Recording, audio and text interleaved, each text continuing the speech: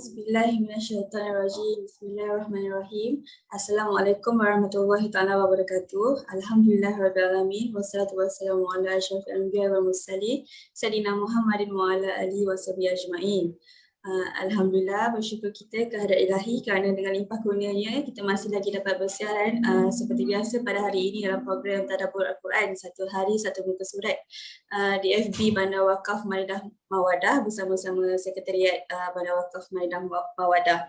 Okay, baiklah, di sini saya ingin meminta untuk penonton yang menonton ini tidak kira live ataupun rakaman untuk share dan like live kami ini dahulu agar dapat disampaikan kepada rakan-rakan di FB yang lain supaya dapat memanjangkan manfaat.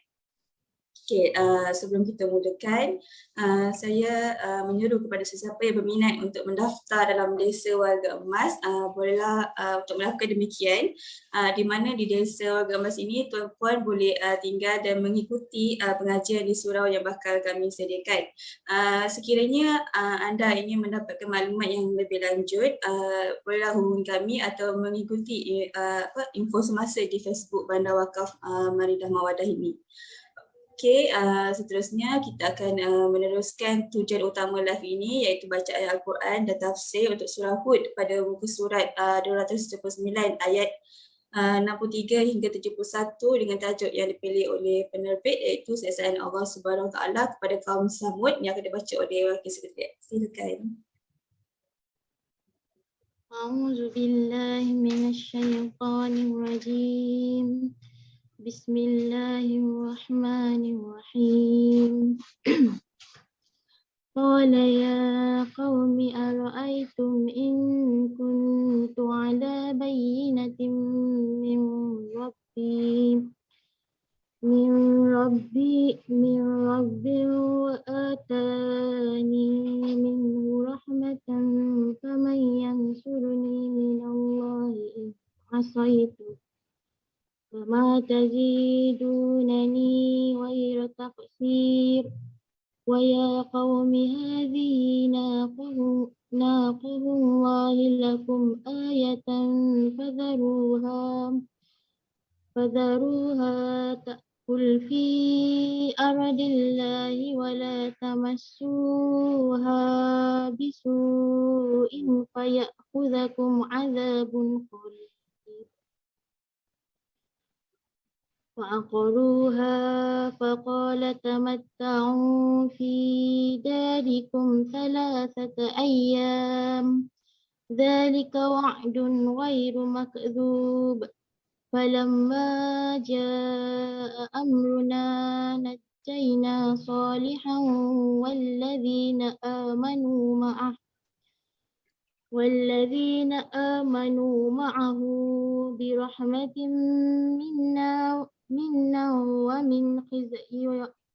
ومن خزي يومئذ إن ربك هو القوي العزيز وأخذ الذين ظلموا الصيحة فأصبحوا في ديارهم جاثمين كأن لم يغنوا فيها ألا إن ثمود كفروا ربهم ألا بعدا لثمود ولقد جاءت رسلنا إبراهيم بالبشرى قالوا سلاما قال سلام فما لبث أن جاء بعجل حنيذ فلما رأى أيديهم لا تصل إليه نكرهم وأوجس منهم خيفة قالوا لا تخف إنا أرسلنا إلى قوم لوط وامرأته قائمة فضحكت فبشرناها بإسحاق ومن وراء إسحاق يعقوب صدق الله العظيم.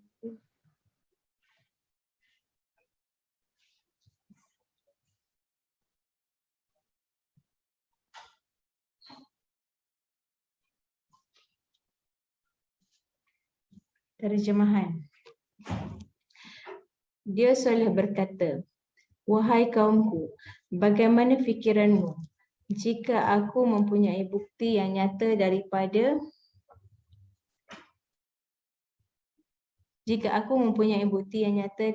Tuhanku dan diberi rahmat kenabian daripadanya, maka sesiapa yang akan menolongku daripada azab Allah jika aku menderhakainya, maka kamu hanya akan menambah kerugian kepadaku.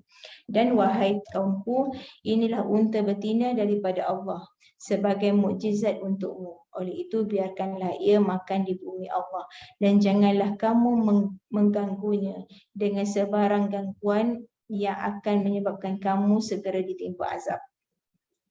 Mereka menyembelih unta itu. Kemudian dia Saleh berkata, bersukarialah kamu semua di rumahmu selama 3 hari. Perbuatan mereka membunuh unta itu adalah satu pelanggaran terhadap larangan Nabi Saleh alaihissalam.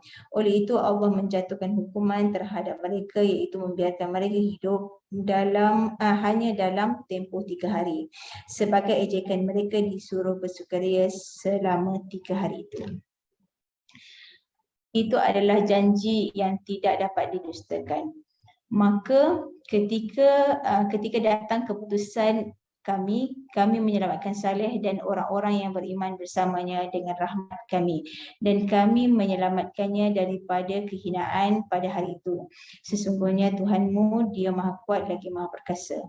Kemudian orang-orang zalim itu dibinasakan oleh suara yang menggempakan bumi sehingga mereka mati bergelimpangan di rumah mereka, seolah-olah mereka belum pernah tinggal. Demikian cepatnya mereka dihancurkan oleh guntur itu sehingga mereka dihancur leburkan tanpa bekas, seolah-olah mereka tidak pernah ada. Di tempat itu ingatlah kaum Samud mengingkari Tuhan mereka. Ingatlah binasalah kaum Samud. Dan para utusan kami, para malaikat telah datang kepada Ibrahim dengan membawa kabar gembira. Mereka mengucapkan selamat. Dia Ibrahim menjawab, selamat ke atasmu. Tidak lama kemudian Ibrahim menyajikan daging anak lempanggang. Maka ketika melihat tangan mereka tidak menjamah, dia Ibrahim mencurigainya dan berasa takut akan mereka. Mereka malaikat berkata, janganlah takut. Sesungguhnya kami juga diutuskan kepada kaum Lut. Dan isterinya berdiri lalu dia tersenyum. Maka kami menyampaikan kepadanya kabar gembira tentang kelahiran Ishak dan disusuli akan lahir Yakub. Tafsir jalan lain. Fa'aqaruha. Maka mereka menyembelih unta betina itu. Ia dilakukan oleh seseorang yang kuat atas kehendak mereka. Faqala, lantas Nabi Saleh berkata, tamatta'u, bersenang-senanglah kamu. Fi darikum salasata ayyam, di rumah kamu selama 3 hari, kemudian kamu akan binasa. Zalika wa'dun ghairu makzub. Itu adalah janji yang tidak dapat didustakan juga, tidak dapat diingkari. Falamma jaa'a amruna, maka tatkala datang perintah kami yang memerintahkan supaya mereka dibinasakan. Najjayna salihan walladzina amanu ma'ahu. Kami selamatkan Saleh berserta orang-orang yang beriman bersamanya. Jumlah mereka adalah 4,000 orang. Birahmatin minna wa, dengan rahmat daripada kami mereka selamat. Min khizyin yawma izin, daripada kehinaan di hari itu. Kalau dibaca yaumi izin dianggap sebagai ismi mu'rab, bentuk kata yang berubah-ubah akhirannya. Kalau dibaca yauma izin dianggap sebagai ismi mabni, bentuk kata yang tetap akhirannya, kerana disandarkan kepada ismi yang mabni pula. Demikianlah mengikut pendapat kebanyakan ahli nahwu, kaedah bahasa Arab. Inna rabbaka huwal qawiyyul aziz. Sesungguhnya Tuhanmu adalah yang maha kuasa, maha perkasa dan maha menang. Kisah Nabi dan Rasul. Ketika unta yang menjadikan mukjizat Nabi Saleh alaihissalam itu diganggu dan dibunuh kerana ketidaksenangan mereka terhadap pembahagian sejumlah air dengan unta itu, Saleh seorang di antara mereka yang baik mendatangi Nabi Saleh dan berkata, aku dapati unta itu dan mereka telah membunuhnya. Lalu Nabi Saleh menghadapi mereka. Mereka keluar untuk menemuinya dan mengajukan alasan, wahai Nabi Allah, sesungguhnya yang telah membunuhnya itu adalah si fulan, orang lain, sedangkan kami tidak berdosa. Nabi SAW berkata, lihatlah olehmu apakah kamu mendapati anaknya. Jika kamu mendapati anaknya, mudah-mudahan Allah mengangkat azabnya daripada kamu. Maka mereka pun mencarinya. Pada saat anak unta itu melihat ibunya disakiti, ia menangis hingga mengalir air matanya. Lalu segera berlari ke puncak gunung yang disebut dengan Al-Qarrah. Kemudian ia menghadap kepada Nabi Saleh dengan meraung-raung sebanyak 3 kali. Kemudian Allah mewahyukan kepada gunung itu, maka ia pun memanjang menjulang ke langit setinggi burung terbang. Melihat kejadian itu, Nabi Saleh pun masuk ke kampungnya sambil berkata, bersukarialah kamu semua di rumah-rumahmu selama 3 hari. Itu adalah janji yang tidak dapat didustakan. Adapun tanda-tanda azab yang Allah timpakan kepada mereka adalah pada pagi hari pertama, seluruh wajah mereka berubah menjadi kuning-kuningan. Pada pagi hari kedua, wajah mereka berubah menjadi kemerah-merahan. Pada pagi hari ketiga, wajah mereka berubah menjadi hitam. Ketika pada pagi harinya yang keempat, datanglah kepada mereka teriakan sangat keras disertai suara yang sangat dahsyat, tidak ubah seperti halilintar daripada langit hingga menggetarkan jantung mereka. Maka mereka pun mati bergelimpangan di rumahnya. Allah membinasakan siapa saja di antara mereka yang berada di antara timur dan barat, kecuali seorang lelaki yang berada di daerah haram. Dia tidak mati kerana Al-Haram, daerah haram, telah menghalanginya. Ketika ditanyanya siapa orang itu, sebenarnya dia adalah Abu Regal. Sedang mengikut sebahagian pendapat, dia adalah Abu Sagif. Setelah itu, Nabi Saleh pergi ke negeri Syam dan tinggal di Palestin. Kemudian berpindah ke Mekah dan menetap di sana untuk beribadah kepada Allah sehingga baginda wafat pada usia 58 tahun. Riyadhus Salihin. Daripada Abu Hurairah radhiyallahu anhu, dia berkata, Rasulullah sallallahu alaihi wasallam bersabda, demi zat yang jiwaku di tangannya, seandainya kamu semua tidak berbuat dosa sama sekali, nescaya Allah akan memusnahkan kamu. Setelah itu, Allah akan menggantikanmu dengan umat yang pernah berdosa.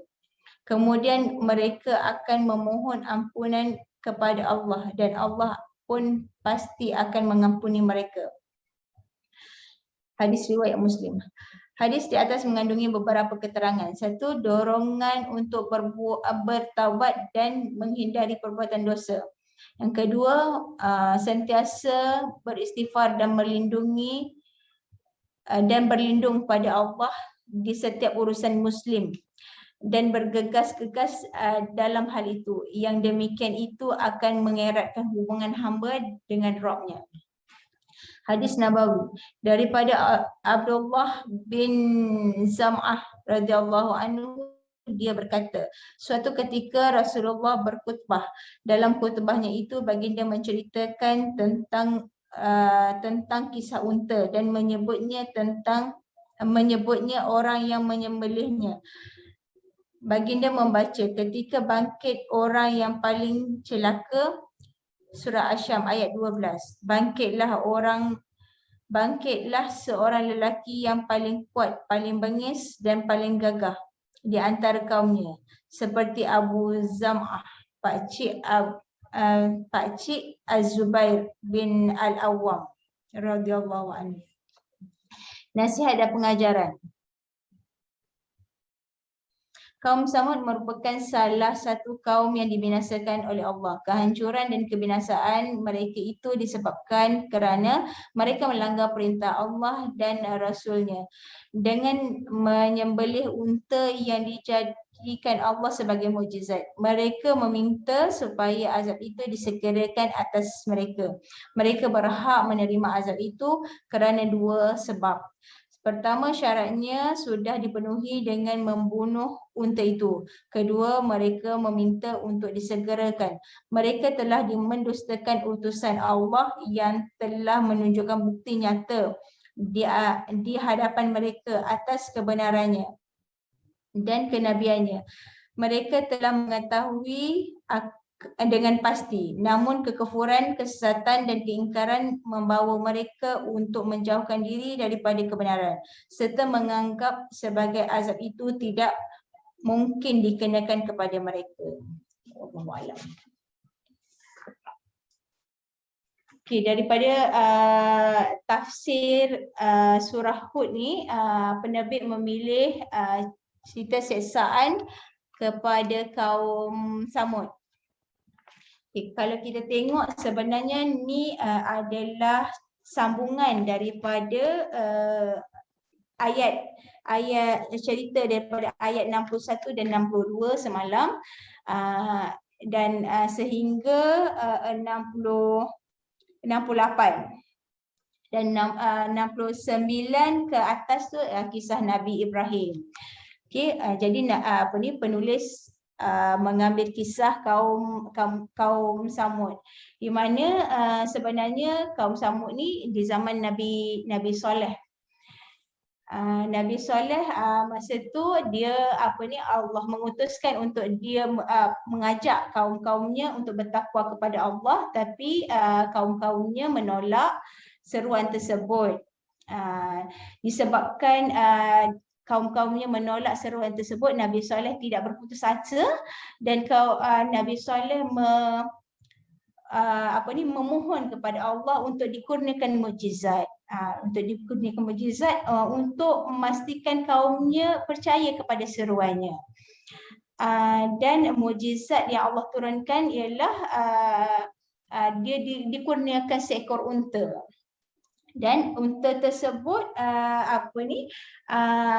walaupun dikurniakan unta, tapi kaum-kaumnya masih tak percaya dan menyatakan benda ni kurniaan unta ni adalah sihir. Betapa kerasnya hati mereka untuk untuk menerima seruan tersebut. Jadi walaupun dalam tidak percaya, mereka strategi untuk membunuh unta tersebut, dan bila unta tersebut terbunuh, maka di situlah datangnya siksaan Allah kepada kaum Samud. Okey. Jadi nasihat dan pengajaran untuk ni kita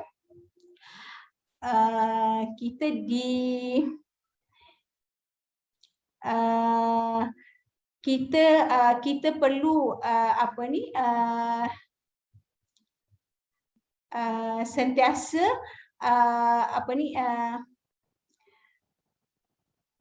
hikmah dan pengajaran yang perintah Allah agar kita melakukan amal ma'ruf dan nahi munkar. Ini kerana dengan melakukan tugasan amar ma'ruf nahi munkar ini merupakan satu fardu kifayah ya. Setidaknya kita tidak, kalau tidak berhasil mencegah kemungkaran, kita terbebas daripada dosa lah, sebab kita dah cuba mencegahnya kan. Okey. So sekian saya itulah dia punya ringkasan daripada huraian ayat-ayat ni lah. Sekian, wallahu alam. Baiklah, Alhamdulillah. Esok kita akan sambung dengan ayat 72 hingga 81 dengan tajuk pilihan, iaitu Yang Maha Mulia. Jadi kita tutup majlis kita ini dengan doa. A'udzubillahi minasyaitonirrajim. Bismillahirrahmanirrahim. Alhamdulillahirabbil alamin wassalatu wassalamu ala asyrafil mursalin wa ala alihi washabihi ajmain. Allahumma innaka khallaqul azim, innaka samiul alim, innaka ghafurur rahim, innaka rabbul arsyil azim, innakal barul jawadul karim. Allahumma ya karim ya rahim. Amin amin.